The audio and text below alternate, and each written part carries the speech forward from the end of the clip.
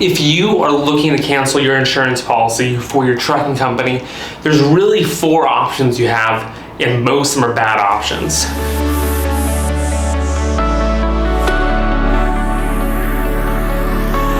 Your first option is if you're getting a new insurance policy for the auto liability, that is can just replace your federal filings, and that's typically no problem at all. It's your federal filings that really kind of make canceling a trucking policy somewhat difficult.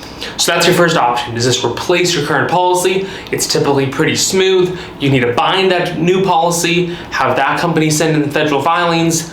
Old company could then cancel the policy as of the new policy start date.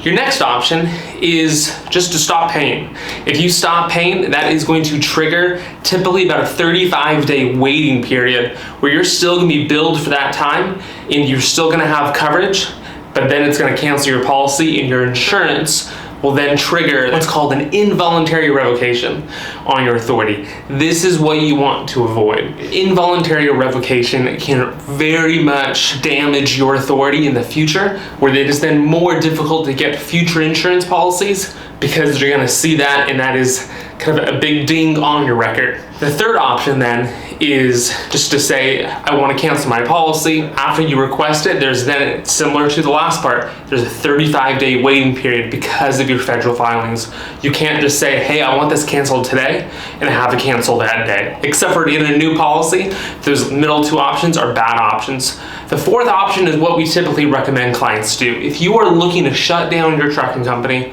but you may want to haul in the future, what you should do is you should do a voluntary revocation on your authority. So that's a voluntary revocation where you are voluntarily revoking your authority, so then later on you can get authority again and there's no ding on your record because you were the one that initiated it. That is the best option. When you do that, after you revoke your authority, typically it's going to take a few days to process. After it's processed, you can let your insurance company know, and they'll be able to cancel it as of the day that was revoked. It is very important. We have seen trucking companies where they just stopped paying or they just couldn't make the payments and their insurance canceled. And once you get 1, 2, 3 of those stacked up, it is very difficult for an insurance company to want to insure you just because they're going to look at that and that does not reflect great upon yourself. So make sure if you are looking to cancel your policy, we would typically recommend you do a voluntary revocation where you work with a DOT processing agent. It doesn't take much time, then you can revoke your authority, so later on you could run again without any kind of dings on your record.